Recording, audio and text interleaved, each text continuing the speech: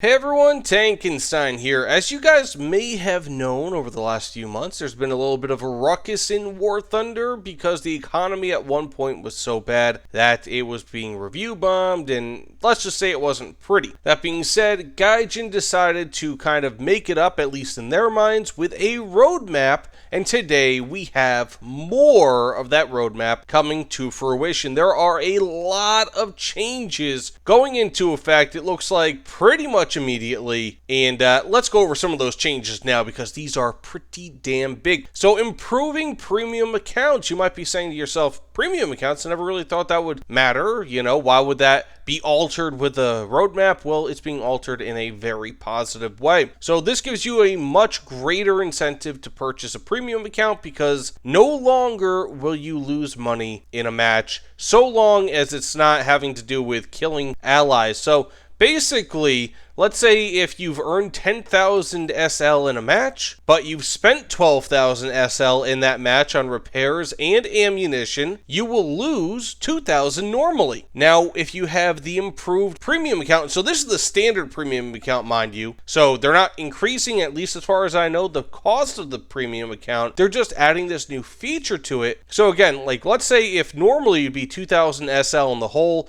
you will get an additional 2,000 SL at the end of the match to make it so that you don't lose anything. So essentially, unless you kill allies, you will no longer lose anything in a match in terms of SL. So the absolute worst you can do is 0, which is fantastic. So basically that's the new floor for you. So you can't go negative, you just have 0 so long as, again, you don't kill allies. Very, very cool in my opinion. Secondly, and this is kind of related, free repairs when you get destroyed by an ally. So again, as it says, this one is simple. Basically, if you are killed by an ally, let's say some vindictive person who buys a premium, they're level 10, you're at top tier, they have an A10, they think the Burt is really funny because they're such an advanced presence on the team, and then they kill you as you're taking off, you will no longer have to pay for repairs for your vehicle. Pretty damn cool. And in the future also, they have said that they might give you the ability to make them apologize, and if they don't, or if the team feels like you were team killed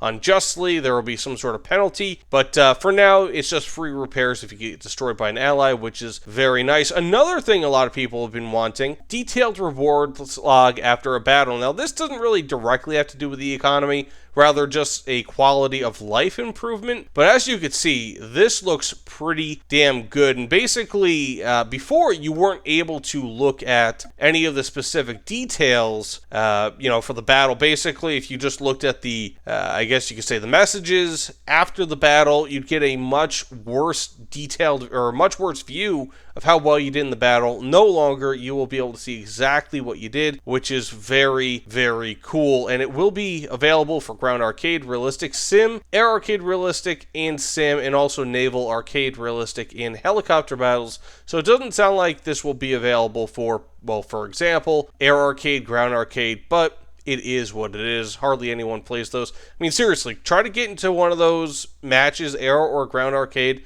in high tier. Good luck, you're probably not gonna. Next up, we have free backups for purchases of premium vehicles. Now, this one is really, really cool as well. So when you're buying a premium or pack vehicles, so GE-based vehicles are included. You'll now receive a specific number of backups that depends on the vehicle rank and is displayed before purchase. So, for example, you have the 8380 GE Mark 8 Reaper here, and you get 15 backup vehicles for free, which is really, really nice. And again, this depends on the rank that you're purchasing. So I'm assuming the lower the rank, the lower the amount of backup vehicles, but still pretty damn cool. Oh, and something really important to take into consideration for the free backups, if I haven't already said it, this is not retroactive. So if you've already purchased, let's say, again, this Mark 8 Reaper, really any premium vehicle in a pack or for GE, it is not retroactive and you will not receive the backup premiums, or the backup vehicles rather, that you will henceforth be receiving if you purchase them new. So bear that in mind. It's only for vehicles that basically get purchased henceforth. Next up, you get mission points for helping vehicles, or helping teammates rather. So let's say basically the example that they give you is repair assistance. you get 40 mission points up to 10 times per session, and 150 points for each fire put out, no limit. And I think the reason for the fire thing is because, one, you only have a limit of how many fire extinguishers you have in your vehicle, and that kind of gets transferred to them when you help your ally. But two, it's also much more uncommon. So more likely than not, you'll be getting these 40 points every now and again, which is really, really nice, and should also help to factor into, for example, tasks. You know, like let's say if you need to get in third place, first to third place for ground RB for a specific task, this will help you tremendously if you're a helpful player.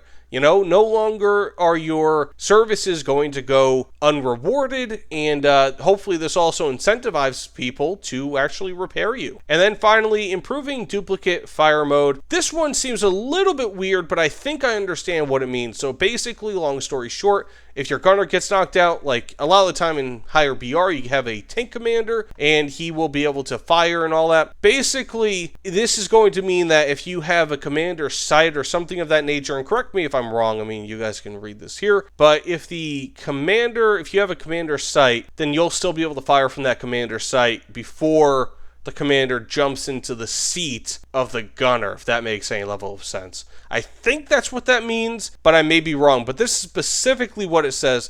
When a gunner gets knocked out, there is now a delay before the tank commander gains control over the duplicate fire control system. The commander taking over the controls is marked by a circular indicator around a gunner replacement indicator. If a duplicate mode is used in the commander's sights, when the gunner is knocked out, the commander overtakes the fire control system with no delay. So basically, again, if you have a commander's sight, for example, then it's just kind of immediate, if that makes any sense. I think that's what I was saying.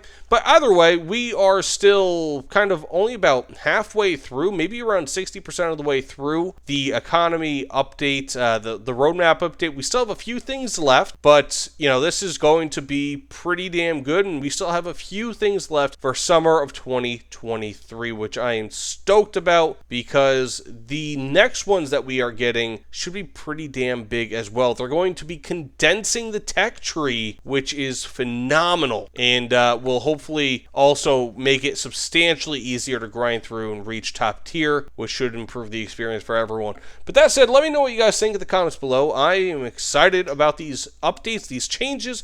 I want to see what you guys think. But either way, thanks again, and I'll see you all on the other side. And also, if you don't mind, please consider subscribing. Take care, everyone.